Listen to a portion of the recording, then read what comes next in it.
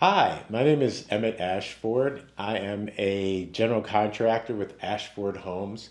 We are a design build firm working out of West Toronto, Ontario, and I'm here to speak to you today about the elements of a renovation contract, the essential elements that you should be looking for in your renovation contract before you sign the contract. So, the genesis of this conversation we're about to have is a survey that was done by IPSOS a few years back of the Canadian renovation market. So it turns out, based on the results of that survey, that Toronto is the worst place in Canada to do a renovation. 69% of the people who responded to the survey in Toronto said that they had a difficult time finding a trustworthy contractor. 73% said they had issues with their renovation.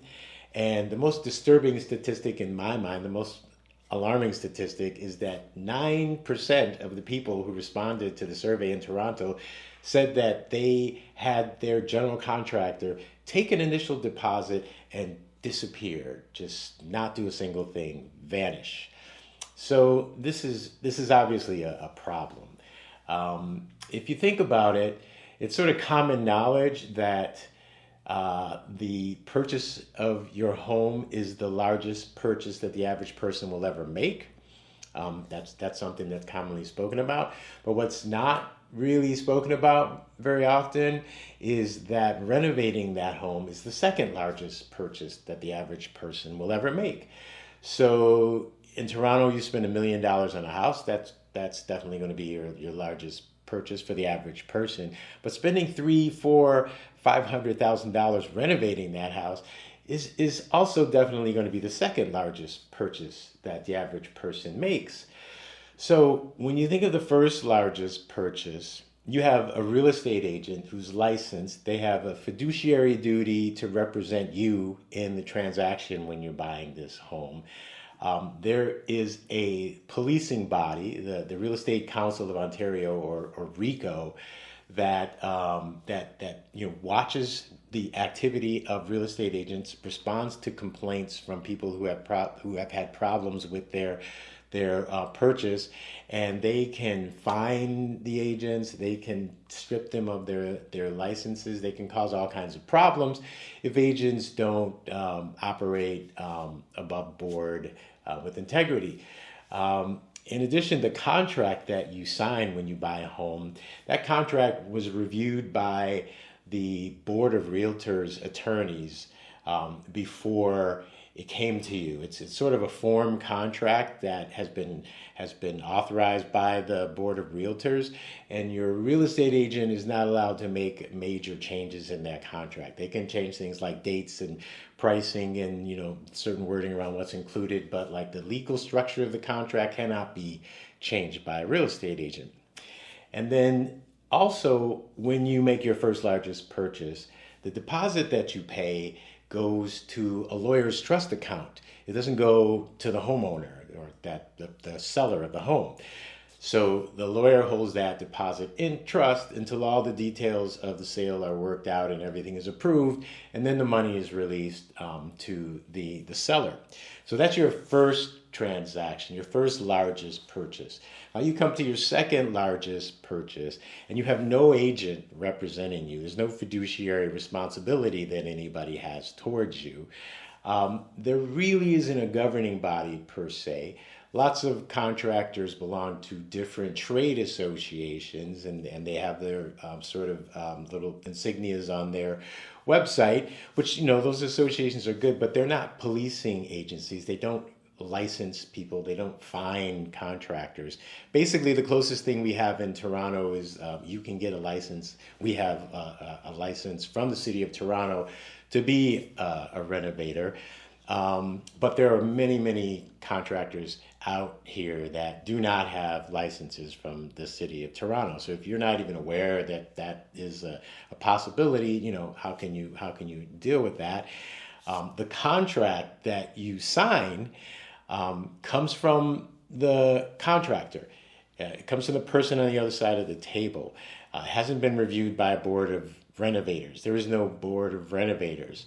And finally, the deposit that you pay doesn't go into a lawyer's trust account. It goes to the contractor, again, which is why 9% of the people who were surveyed said that the contractor took the deposit and disappeared, right? That doesn't happen, and that's not possible in the first largest purchase that you make, but it is possible in the second largest purchase. So these things are, out of balance, really.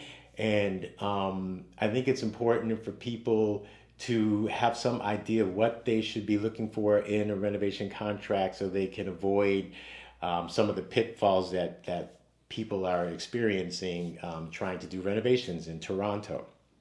So I'm not a lawyer. It is also very important that you take your contract to a construction lawyer before you sign it and have them review it. The thing to remember, though, is that construction lawyers, while they are experts in construction law, they may not be necessarily experts in construction. So they can advise you with regard to the legal aspects of the contract, things like the Construction Lien Act or dispute resolution mechanisms that might be included in your contract. But they can't really speak to things like whether or not you should be using 2x10s or LVLs, or whether you should have spray foam insulation versus safe and sound insulation. Do you need fire retardant drywall? Like all of the other aspects of the contract that relate more to the scope of work and the construction side and not the legal side. So it is important for you to have some idea how to sort of work around some of this imbalance that exists so that you can, shield yourself to some extent against the problems that many people are having when they undertake renovations in Toronto. So we're going to jump right in and talk about some of the characteristics that you should be looking for. So first of all, there's some obvious aspects of the contract that most people are aware of. For starters, the price of the job should definitely be part of the contract. There should not be, the word estimate should not appear in a contract. It shouldn't be an estimate. It should be a firm price. I mean, you're spending, $350,000. It shouldn't be, an estimated amount. There may be certain aspects of the contract where there are allowances for things that, you have to make decisions about, like, for example, flooring. You could have a $10 per square foot flooring supply allowance coming from the contractor, but the cost to install the flooring should be included. So then you get to spend $10 a square foot on your flooring. If you spend more, you pay more. If you spend less, you should get some money back. But the contract as a whole should not be an estimate. It should be a contract. So words like approximately, you got to watch out for those words. I mean, you're not going to go to a car dealership and buy a car for approximately $70,000. You want the actual firm sale price on the car, and that's what you should have for the price in your contract. The payment schedule should be part of the contract. It's a very important feature of the contract. So there should be no large upfront payments. There shouldn't be a 40%, 30% deposit required for your renovation. That's a really large amount to pay in advance of any work being done at all, right? So you should have sort of a schedule that spreads the payments out. We usually do somewhere between 5 and 8 payments depending on how large the job is. And those payments should be tied to verifiable items. So milestones that are verifiable by you, easily verifiable by you. So for example, start of work is a verifiable milestone. You know when the people show up and start digging a foundation. So that's a payment should be made, when work starts.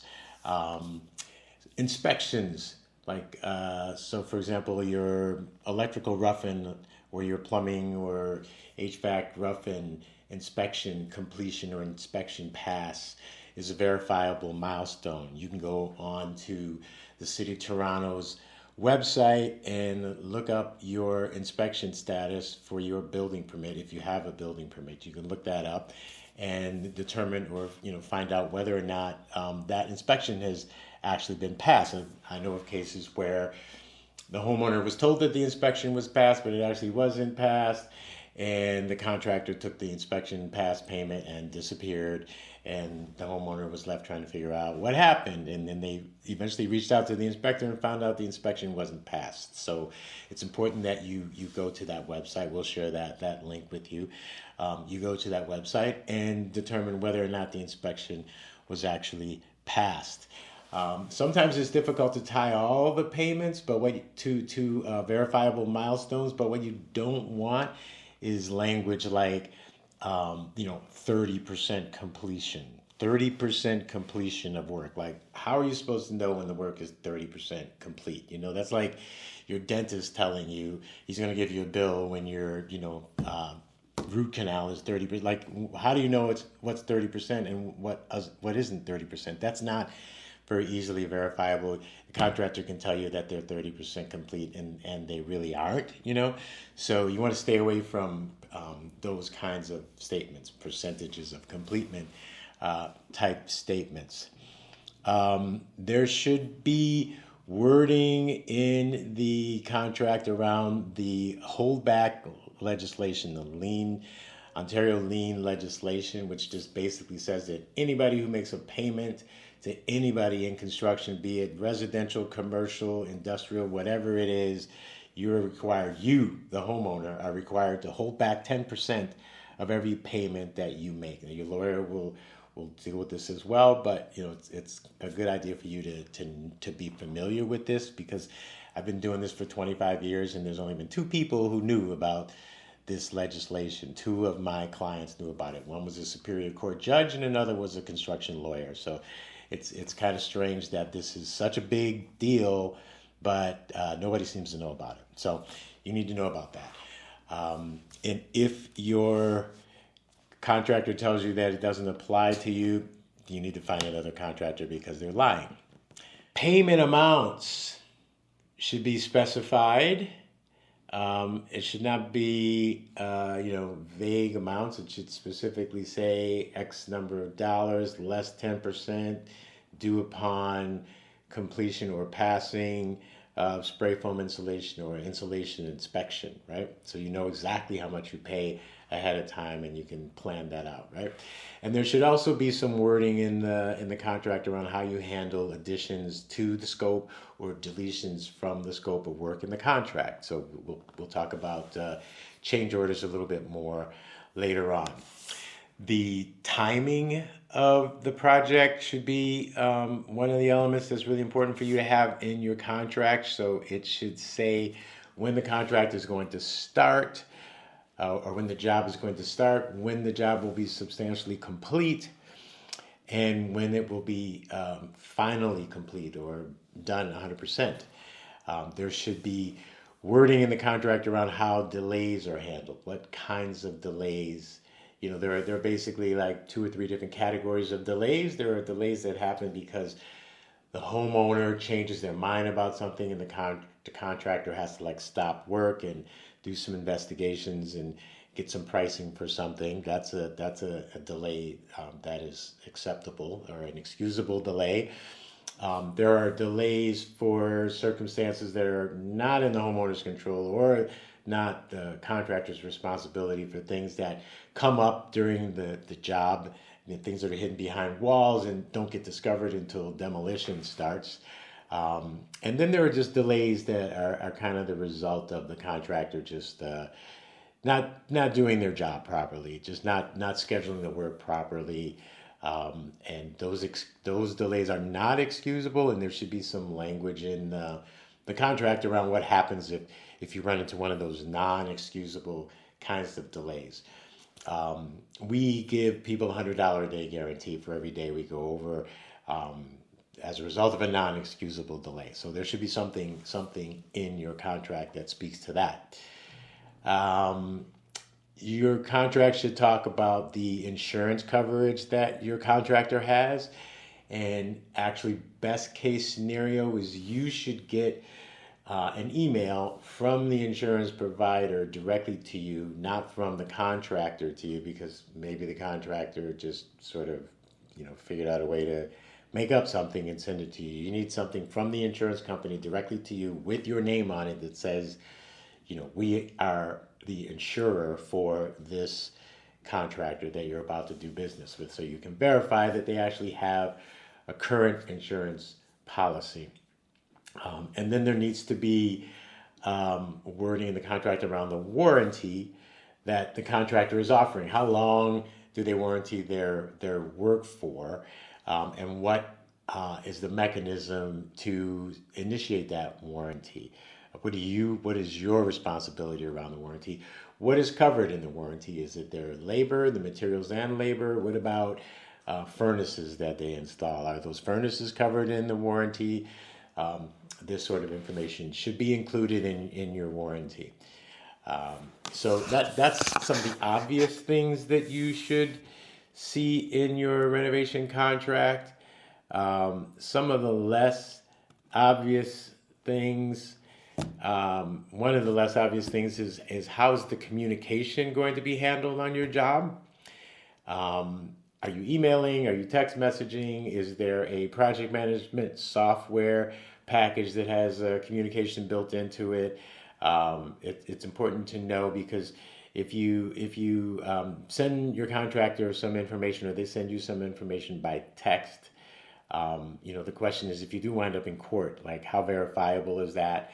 Is it possible for them to delete the text and say they never sent it, or that they never received it, right? So there needs to be some means of communication that's sort of legally acceptable. I recommend a software package.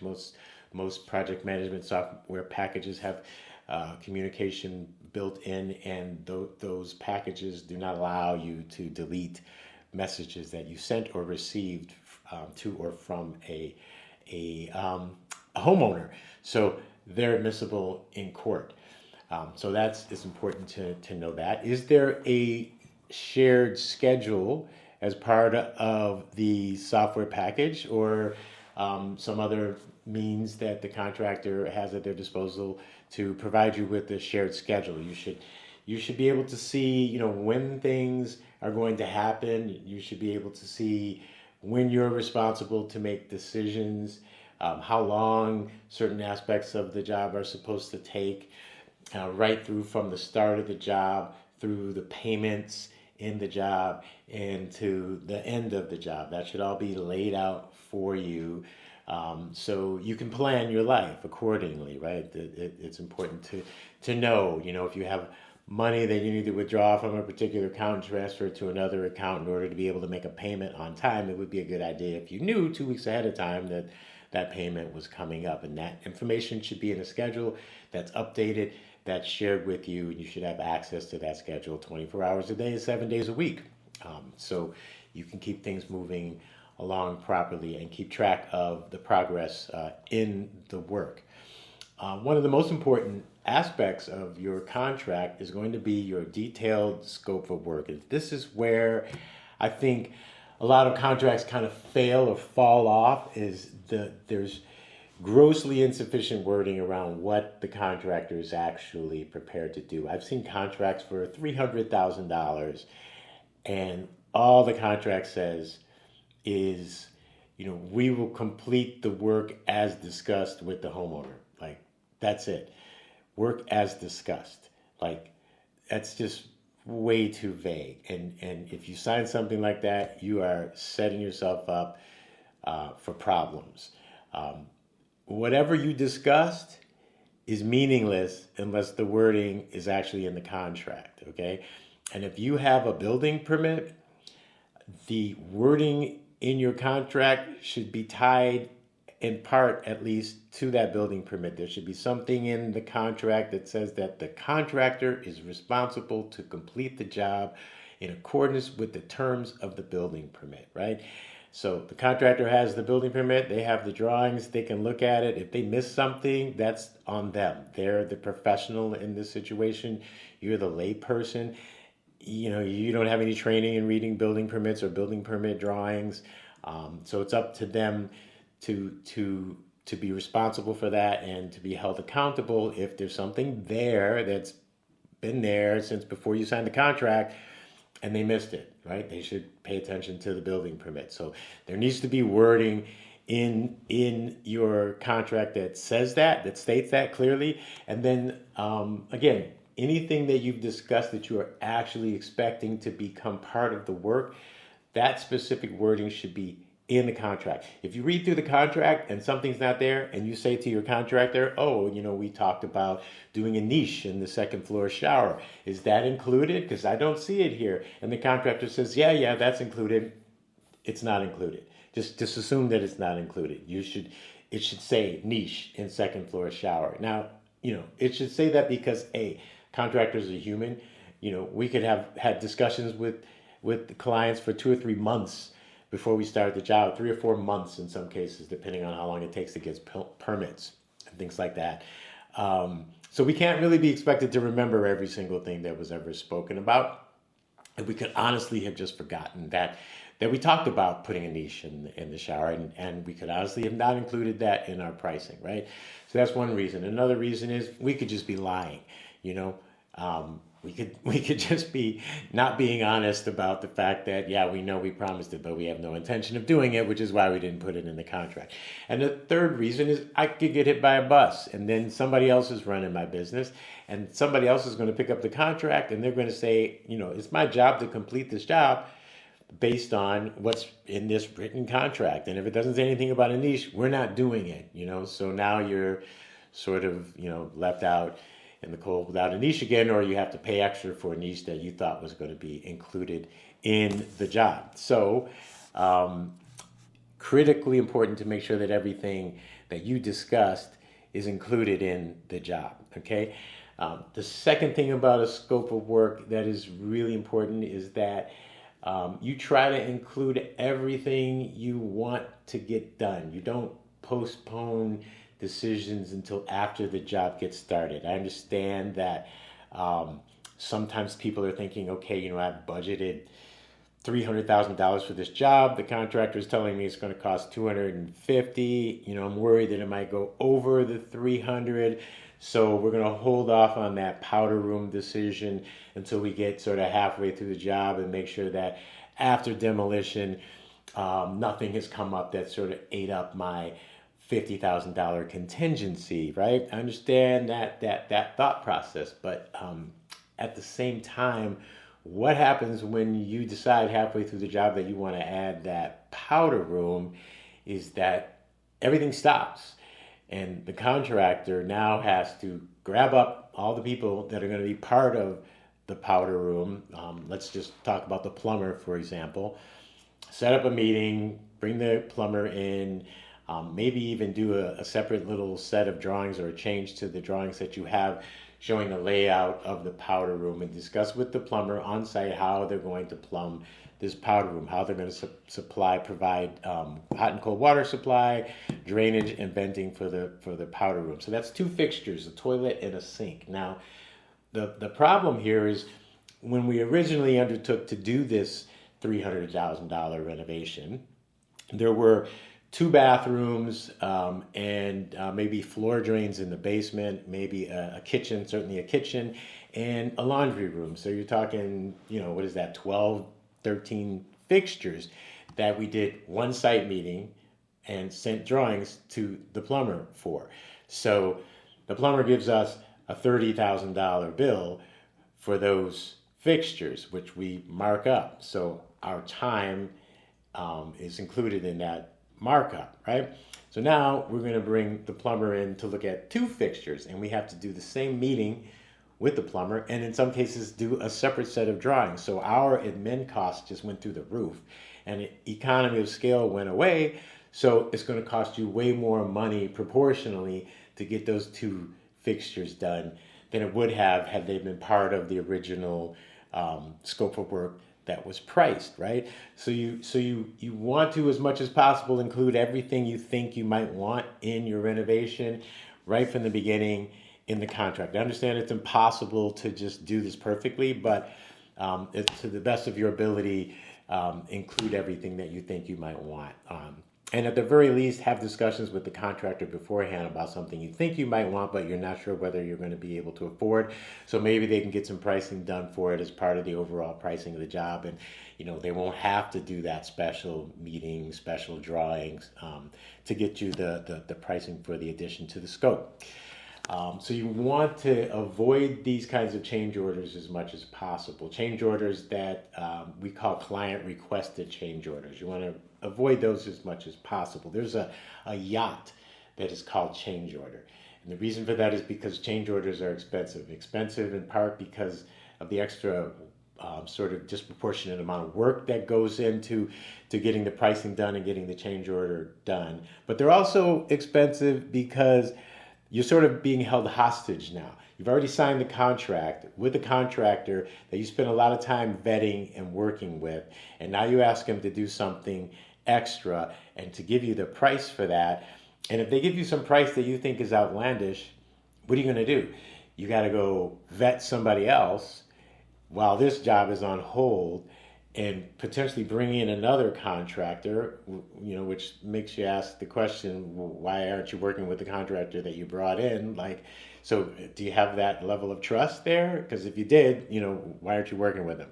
So, you bring in somebody that you might not trust as much as the person that you're working with. It puts that job on hold, and it creates this really weird situation where two contractors are working on, two general contractors, or maybe a general contractor and a sub that's not their sub, are working on the same project, which is a little tricky. So you just say, what, forget it. I'll pay the extra amount instead of having to go through all this extra work, right? So in a certain sense, you're held hostage and you're sort of set up to be gouged by opportunistic contractors if they're, not, high on the integrity scale, right? So you want to avoid change orders as much as possible for all of those reasons. What else should you be looking for? You should be looking for specific wording around what is excluded. The scope of work deals with what is included, but you should also see wording around what is excluded, because sometimes, even though you can see what's included, what's excluded is not obvious, So, for example, your contract might say that the electrician is going to install some lighting some hanging fixtures that you supply, right? But if you show up with a, $14,000 chandelier that has, 350 pieces to it, that's probably not actually what the general contractor had in mind when he said that the electrician would install your fixture. That's going to require extra support built into the ceiling where that fixture is going to be hung. And it's also going to require a considerable amount of time putting together this fixture before it can be hung. And it might require 2 or 3 people to hang it, So it's important that there's language that says, the electrician will install basic, simple fixtures that do not require assembly or ceiling support, right? So then you can see that and go, oh, okay, I won't buy one of those then, or wait a second, I'm thinking about buying one of those. Can we work that into the contract, right? So you need to see the list of what's excluded, so it can trigger sort of an awareness for you to be looking out for things that you thought were included that actually aren't included. I spoke before about permits, so it's important that the permit be connected to the contract so that the contractor is responsible for what's included in the permit. But there's also just this sort of should have known kinds of items that your contractor should also be responsible for. So we work in West Toronto. We work with older homes in West Toronto, and we're fairly familiar with some of the problems that we know we're going to run into once we open up walls and ceilings in older homes. For example, plumbing code was pretty different, 100 years ago or 80 years ago, and we almost can guarantee that if we open up a ceiling that's under a bathroom, we're going to see, a 2 by 10 or a 2 by 12 that has, a 5-inch hole cut in the middle of it, right? That's a no. So that's not going to pass inspection today. It's not really a safe condition for you to have. So I should be aware of that going in. And while I can't guarantee it, there should be some language in the contract that addresses that. If those things exist, how are we going to handle them? Because there is a certain level of responsibility that I'm supposed to have around, things that as an experienced professional, I should know. You should not know. That's the thing. We're back to that whole out of balance thing. You can be, a rocket scientist, but you're not a renovator. So it doesn't have anything to do with intelligence. It just has to do with what you're familiar with, familiarity, or what your area of expertise is. So there should be some wording that says that the contractor is supposed to use their reasonable professional efforts to assess the situation of the home beforehand, which means that they might need an opportunity, your contractor might need an opportunity from you before the contract is put together to actually make some holes and do some investigation. And they should kind of ask for that. And if they don't ask for that, if they're just kind of rushing to put together the contract and the scope of work, and they don't want to do any preliminary investigations, that's kind of a red flag that you might want to work with somebody who puts in a little bit more time and effort up front to make sure that they cut down on the number of surprises that you wind up having to deal with, and the cost and the time loss that are associated with those kinds of surprises. So that pretty much wraps it up for our talk on what the essential elements are for a renovation contract. We are available to answer any questions you might have. You can put questions in the comments and we'll respond to them as quickly as possible. Thank you very much for your time, and we hope that you have great success in any renovation that you undertake here in the beautiful city of Toronto, Ontario. Thank you.